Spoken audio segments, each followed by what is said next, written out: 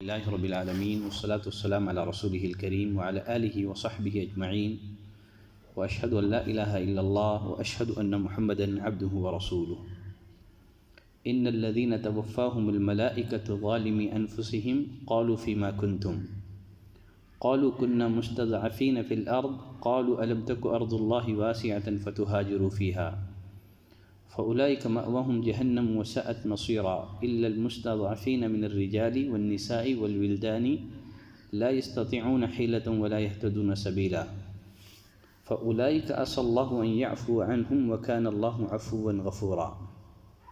سورۃ النساء آیت نمبر 97 سے 99 تک میں نے تلاوت کی ہے۔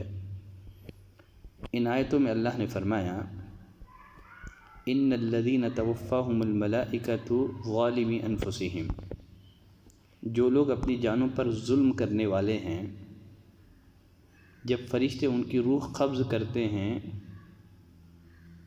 قالوا فیما کنتم، تو پوچھتے ہیں تم کس حال میں تھے۔ جو لوگ اپنی جانوں پر ظلم کرنے والے ہیں، اپنی جان پر ظلم کرنا قرآن کریم کی ایک اصطلاح ہے، جس کا مطلب ہے کسی گناہ کا ارتکاب کرنا، کیونکہ گناہ کر کے انسان اپنی جان ہی کو نقصان پہنچاتا ہے، اپنی جان پر ظلم کرتا ہے۔ اس آیت میں اپنی جانوں پر ظلم کرنے والوں سے مراد وہ لوگ ہیں جنہوں نے قدرت کے باوجود مکہ مکرمہ سے مدینے کی طرف ہجرت نہیں کی۔ اس آیت کا شان نزول کیا ہے؟ عبداللہ ابن عباس رضی اللہ تعالیٰ عنہ فرماتے ہیں کچھ لوگ ایسے تھے جنہوں نے اسلام قبول کر لیا تھا، مگر وہ مشرکین کے ساتھ ہی رہتے تھے۔ اس طرح وہ مشرکین کی جماعت کی تکثیر کرتے تھے، مشرکین کی جماعت میں اضافہ کرتے تھے۔ مشرکین کہیں جنگ کرنے جاتے تو یہ بھی ساتھ چلے جاتے تھے، جس سے مشرکین کی جماعت میں اضافہ ہوتا تھا۔ نتیجہ یہ ہوتا تھا کہ ان کو بعض مرتبہ تیر لگ جاتا تھا جس سے قتل ہو جاتے تھے، یا تلوار وغیرہ سے مقتول ہو جاتے تھے۔ اس پر اللہ نے یہ آیت کریمہ نازل کی ان الذین توفاہم الملائکہ ظالمی انفسہم، جو لوگ اپنی جانوں پر ظلم کرنے والے ہیں، جب فرشتے ان کی روح قبض کرتے ہیں تو پوچھتے ہیں فیما کنتم، تم کس حال میں تھے۔ فرشتوں سے مراد موت کا فرشتہ اور اس کے مددگار کارندے ہیں۔ روح قبض کرنے والا تو ایک ہی فرشتہ ہوتا ہے، یعنی ملک الموت۔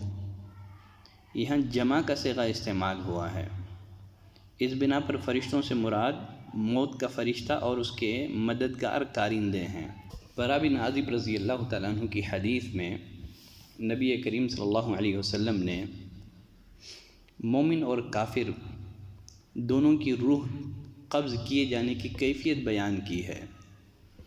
جب مومن کی موت کا وقت قریب ہوتا ہے تو آسمان سے روشن چہرے والے فرشتے جنت کا خوشبودار کفن لے کر کے اترتے ہیں اور مومن کے آگے تا حد نگاہ ہو کر کے بیٹھ جاتے ہیں۔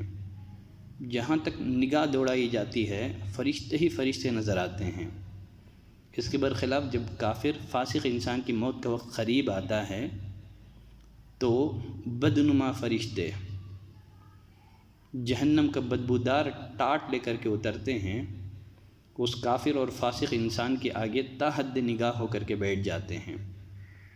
پھر ملک الموت حاضر ہوتے ہیں اور مومن اور کافر کی روح قبض کرتے ہیں۔ تو اللہ نے فرمایا یقیناً جن لوگوں نے اپنی جانوں پر ظلم کیا، فرشتے ان سے سوال کرتے ہیں فیما کنتم، تم کس حال میں تھے۔ فرشتے ان کو ڈانٹ کر پوچھتے ہیں قالوا كنا مستضعفین فی الارض، وہ جواب دیتے ہیں ہم بے بس تھے، کافروں سے مقابلہ کرنے کی ہم میں طاقت نہیں تھی، یا دین کو ظاہر کرنے سے ہم لوگ عاجز تھے۔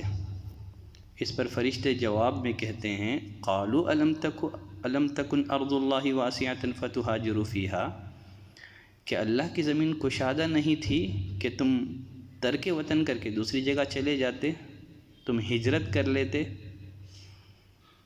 اس آیت کریمہ میں اللہ تعالیٰ نے ہجرت کا حکم دیا ہے۔ ہجرت کے لغت میں معنی ہیں کسی چیز سے بیزار ہو کر کے اس کو چھوڑ دینا۔ عام محاورات میں ہجرت کا لفظ ترک وطن کے لیے بولا جاتا ہے۔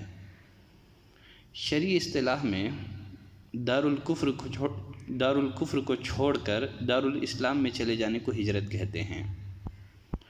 ہجرت کا حکم کیا ہے؟ ہجرت یہ فرض عین ہے ہر اس مسلمان کے لیے جو ہجرت کی طاقت رکھتا ہو، قدرت رکھتا ہو، اور وہ اپنے ملک میں اسلام کے شعائر پر آزادی اور امن سے عمل نہ کر سکتا ہوں۔ اگر کوئی اپنے ملک میں اسلام کے شعائر پر آزادی اور امن کے ساتھ عمل کر سکتا ہو تو اس کے حق میں ہجرت واجب نہیں ہے۔ فرمایا فَأُولَئِكَ مَأْوَاهُمْ جہنم،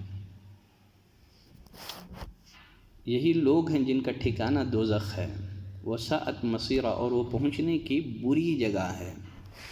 اور ایک حدیث میں نبی کریم صلی اللہ علیہ وسلم نے فرمایا جو شخص مشرکین کے ساتھ سکونت اختیار کرے، مشرکین کے ساتھ اکٹھا رہے تو یقیناً وہ اسی جیسا ہے۔